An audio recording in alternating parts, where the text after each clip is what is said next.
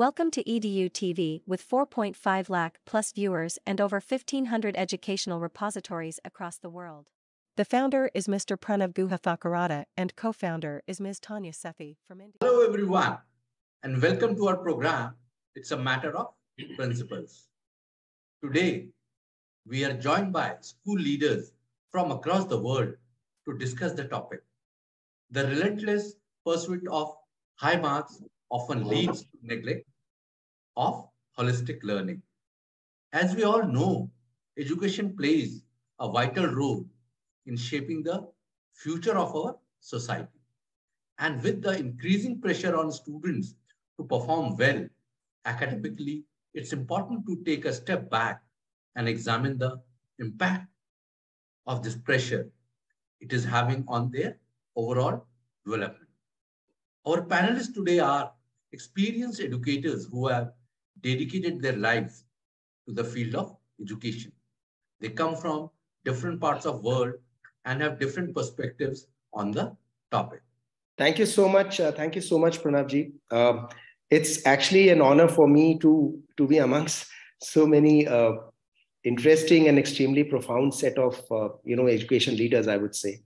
And I was taking a look at the lineup that Pranav, that you had invited for this particular session. I was amazed because all of them have led their respective domains in a most interesting way. I have done some bit of a understanding, but equally important for me, and I think it was exciting for me, was the topic that you had put in front of all of us. The relentless pursuit of high marks often leads to neglect of holistic learning. And the first thought that I got, and I started thinking about it, in journalism and in creative studies, we always tell our students and learners that as we grow older, one thing happens with all of us is that we stop learning to a larger extent, number one. Number two, the another aspect which happens is that our curiosity levels go down big time. We start getting conditioned over and over again. Expectations keep on growing. Now, in the entire race of getting new things done and acquiring new knowledge, we often miss out on the smallest thing which makes us human, which makes us the creative species, so-called. And that is the curiosity part of it, and excitement part of it. So I often say in my own classes that I think the first of the things that everybody should keep in mind is to retain this childlike curiosity in us. Now, the topic itself, holistic learning, is a very overarching large space that we can discuss about, and we can keep on discussing for till the time. But the fact of the matter is that the pressures that we see around us, whether in the schools or in the universities, kind of makes it an ideal situation where this particular holistic learning should happen. But in effect, in praxis, we often miss out on those on a day-to-day basis. So I think the purpose with which we all start, and all of you are leaders in this space, the education's purpose itself is to enable people to acquire knowledge and develop skills which make them successful members of the society. For me, sirs, I think this having successful members of the society also means whether we are able to utilize our knowledge, skills to impact the world. And if we are unable to do it, how can we be successful members of the society? It's not the material gains that we're looking for. Other side of the picture also is that we need to have those particular skill sets which actually give us that particular occupation of doing things eventually in life, whatever they may be. But when you go back to the learning part of it, I think many times I've also seen it, and this is an acquired learning which I have done it, which means is that many times success and education often are also largely misunderstood. So, I mean, if you see, is a high grades going to be the successful parameter, or is it going to be something which you want to pursue and want to be happy with? So happiness and the success in terms of material are the two things which often go in different directions. But we know that, and many of you in terms of the schools that you lead today and education areas that you lead today, you have been able to showcase that both things are definitely possible. So I think we don't need people or the learners tomorrow who are run-of-the-mill kind of characteristics, those people. We don't want them. And interestingly today, sir, the practicing world, whichever area that you want to go, is also looking for people who are specialists in domains, who are larger than just the skill or the knowledge that they bring to the table. It's slightly larger than that. That's why different education models are being pursued at the school level and even at the university level. It's an interesting area. And as I said, it's a very profound thought that all of you would have it.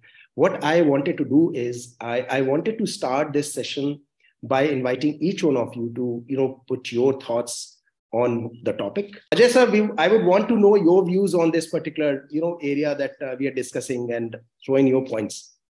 Inviting me on this lovely debate and discussion, because ultimately what I look at as a school leader or as a teacher, in fact, is that we need to have systems in place to really tackle this topic. And when I talk about the systems in place, 3 elements again comes at the core of the heart of the topic. So curriculum. Now, curriculum is not only the text. Today, please understand, the holistic learning means that and everything is a curriculum, right? And then comes the assessment of that curriculum. In between, what happens is the transaction. So the transaction is suited and built to test and to only the what. Somewhere down the line, we have lost the how and the why, which actually ignites curiosity. The assessment also has been designed in a way which becomes easier to test the knowledge domain and not the applicability domain, which rests on the how and why. So eventually, the children start small. When they are natural scientists, we train them in our system to become only the achiever of what? Facts, not the applier of that knowledge. And if I connect this simple schooling system with the world now, which is into education 5.0 and industry 5.0, what are we requiring today? We require people who can find solutions to unknown problems. We need students who can be innovators so that they can bring something new for new elements in the world. We don't need that routine desk things. So how do we do that? We need to ensure that this happens inside the classroom and outside the classroom. The education 5.0 will bring in technology, will bring in everything. But at the core of the system, what I personally believe is, what are we curating the young mind into? Only a seeker of what or a knower of how and why. So this is where the key lies. And even the board, CBSE or ICSE, anybody, doesn't restrict you till 8th that you stick to a curriculum-based examination. Yes, there are certain board limitations as of now, which I will not challenge, but I would certainly require the assessment pattern to change. Now, for this, we need to have an overhaul of the system, because higher education is linked with this assessment. The school is linked with this assessment. So if we are planning to have holistic learners who know, even to do what is expected in a difficult situation, he is better than a person who knows only the facts but can't use it for the situation. So my suggestion and my assessment is that we need to deeply look at the practices which we have in the school, where the knowledge, imparting of knowledge and the assessment should align with the transaction so that we increase the how and why of it. Very nicely said. I think, you so-called, sir, you nailed it on its head.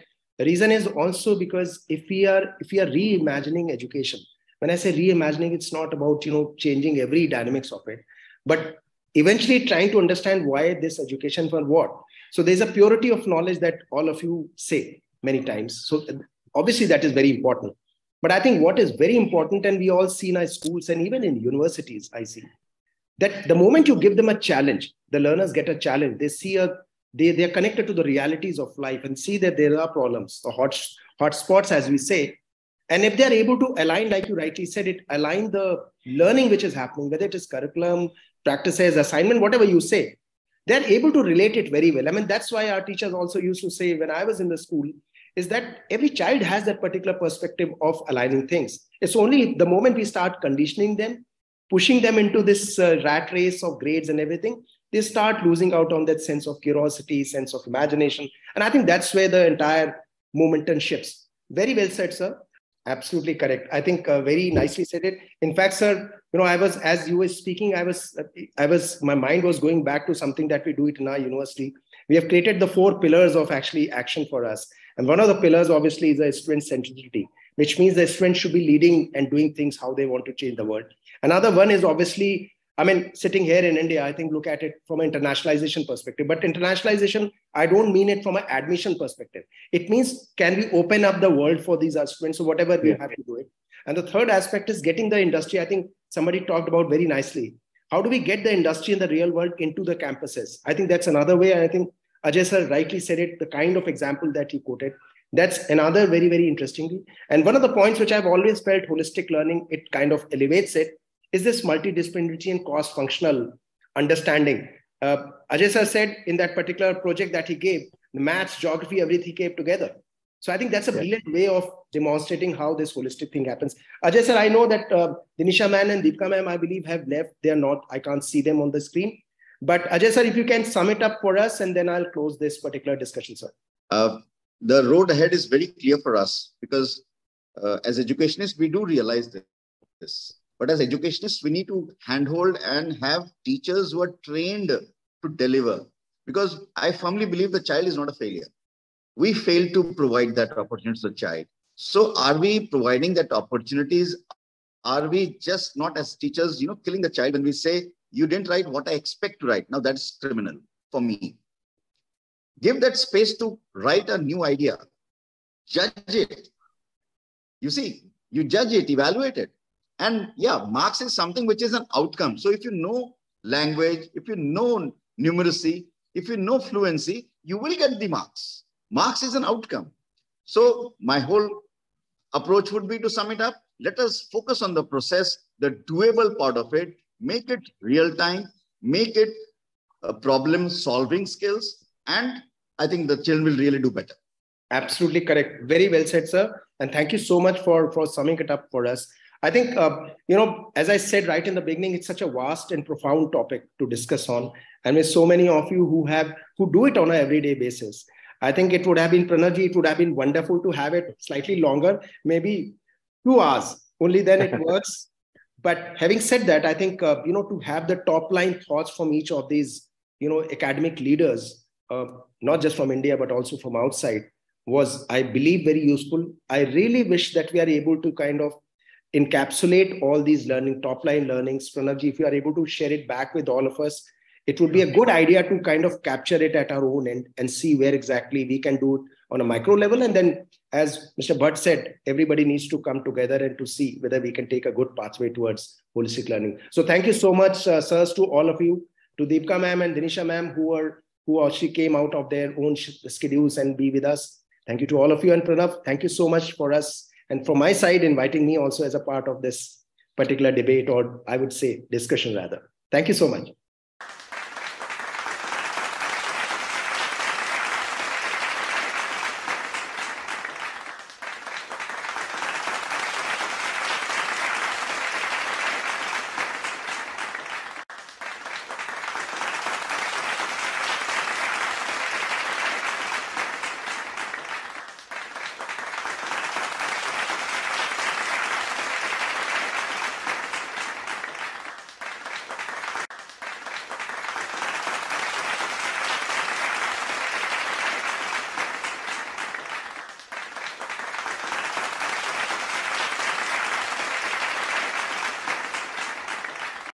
Gentlemen, as students of Delhi Public School, Bangla East, we, Ashriya and Melanie, are excited to announce that EDU TV has started a movement for higher education for all. We are proud to inform you that corporates and Indian private universities have joined this movement by offering scholarships to eligible schools across the Indian subcontinent, Southeast Asia, Gulf countries, and Africa. These scholarships are based on merit, sports, extracurricular activities, need-based, principal's recommendation, innovation by students, girl scholars, wards of defense personnel, daughters and sons of teachers, admission aspirants from remote places, SAARC country aspirants, students who studied in war zones, single parent, students with more than 2 siblings, and students whose parents are not eligible for bank loans. This is a fantastic opportunity for many students, and we are thrilled to see the positive impact it will have on their education. We urge other school corporates and universities to join this movement and support higher education for all. Thank you.